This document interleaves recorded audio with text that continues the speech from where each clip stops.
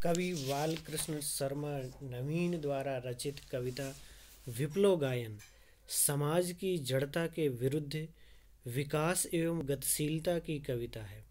समाज के विकास को और गतिशीलता को जो अवरुद्ध कर देने वाली प्रवृत्तियां हैं, कवि उनसे संघर्ष करते हुए नया सृजन करना चाहता है। इसलिए कवि विप्लव गायन के माध्यम से समाज में एक परिवर्तन लाना चाहता है, समाज में एक नई ऊर्जा भरना चाहता है।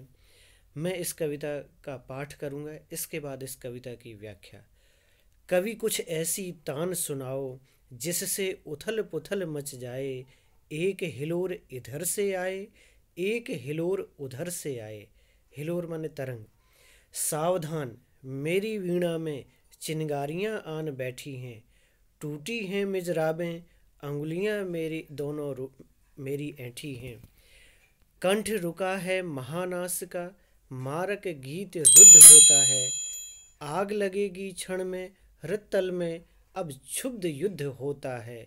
झाड़ और झंखाड़ दग्ध है इस ज्वलंत गायन के स्वर से, रुद्ध गीत की क्रुद्ध तान है निकली मेरे अंतरतर से।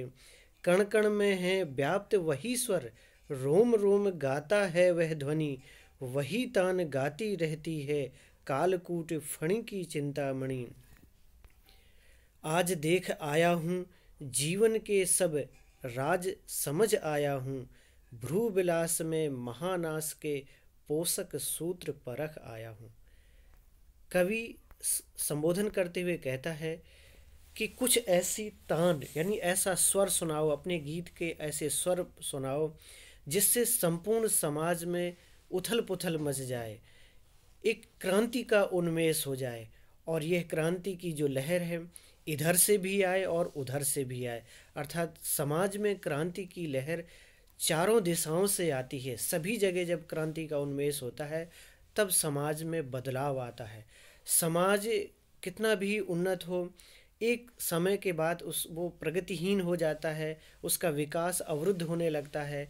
कई परंपराएं आ जाती हैं, कई ऐसी रूढ़ियां आ जाती हैं जहाँ पर नई चीज़ों का सृजन संभव नहीं हो पाता है। हम उन्हीं चीज़ों को रिपीट करते रहते हैं, उन्हीं चीज़ों को दोहराते रहते हैं और वहाँ अन्वेषण के लिए, अनुसंधान के लिए जगह नहीं बचती है, और जिस कारण से समाज गतिहीन हो जाता है। तो ऐसे समाज की ऐसी परंपराओं को, ऐसी रूढ़ियों को तोड़ने के लिए समाज में क्रांति की आवश्यकता होती है। कवि ने कहा, सावधान मेरी वीणा में चिंगारियां आन बैठी हैं। वीणा मधुर स्वर बजाती है, मधुर गीत उसमें बजते हैं, लेकिन यहाँ अब क्रांति का गीत बजने वाला है, इसलिए उसमें अग्नि आ गई है, चिंगारियाँ आ गई हैं अर्थात क्रांति की ज्वाला फूट रही है। और सितार बजाने का जो छल्ला होता है, जिसे मिजराबें कहा जाता है, कि मिजराबें टूट चुकी हैं क्योंकि गीत बदल गया है, अब क्रांति का गीत गाया जा रहा है। उंगलियां मेरी ऐंठ गई हैं दोनों, उनमें अकड़ आ गई है, यानी उनमें एक नया जोश, एक नया उत्साह भर गया है।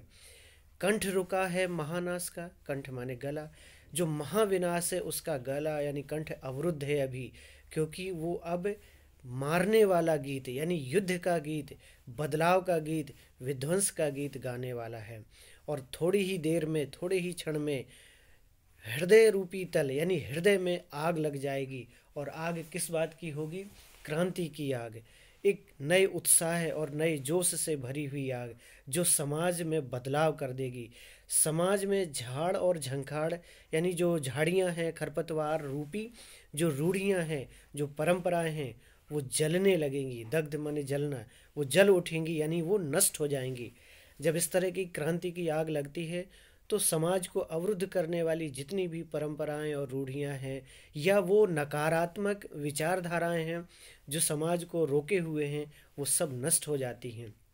इस ज्वलंत गायन के स्वर से, जो वो जलता हुआ गीत यानी जोश से भरा हुआ क्रांति का गीत है, उसके स्वर से वो सारी झाड़ और झंखाड़ रूपी रूढ़ियाँ परंपराएं नष्ट हो जाएंगी। रुद्ध गीत की क्रुद्ध तान है निकली मेरे अंतर से, जो बहुत दिनों से समाज में जब भी क्रांति आती है तो उससे पहले समाज में बहुत सी विचारधाराएं, बहुत से संघर्ष की जो शुरुआती विचारधाराएं वो पनपती रहती हैं।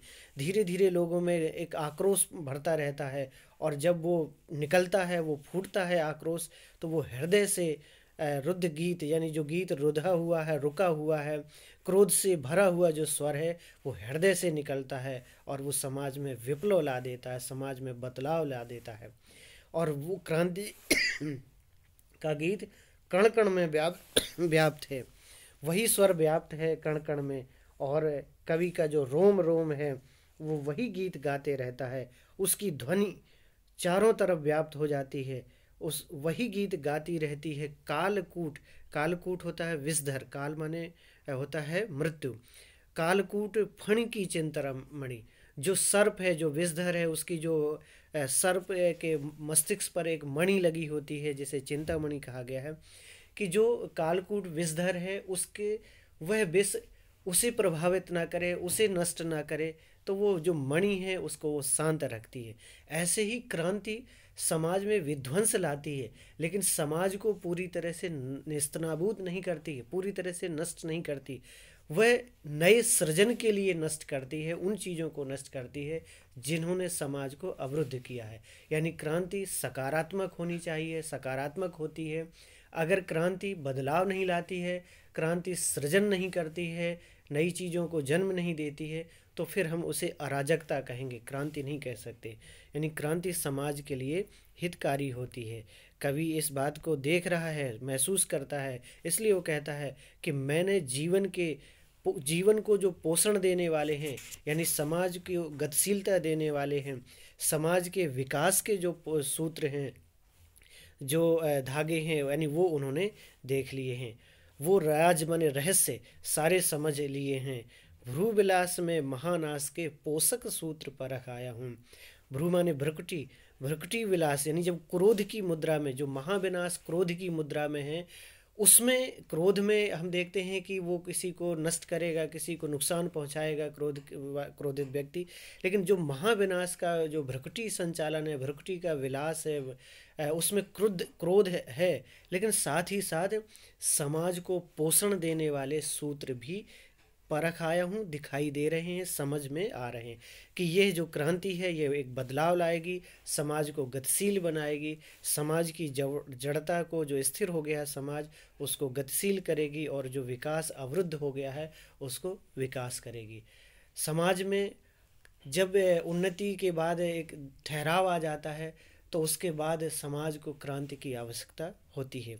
और बालकृष्ण शर्मा नवीन जब ये कविता लिख रहे हैं, हमारा देश आज़ाद नहीं था, आज़ादी के लिए संघर्ष कर रहा था, समाज की व्यवस्था जड़ हो चुकी थी, समाज का विकास नहीं हो रहा था, तो उस समय क्रांति की बहुत आवश्यकता थी। और इसके लिए उन्होंने ये विप्लव गायन शीर्षक से एक उत्साह और जोश से भरा हुआ प्रेरणादायक गीत की उन्होंने रचना की, जो उस समय के स्वतंत्रता सेनानियों को उन्होंने प्रेरित किया, और आज भी हमें ये प्रेरणा प्रदान करता है कि समाज को विकास की ओर ले जाने के लिए हम संघर्ष करें।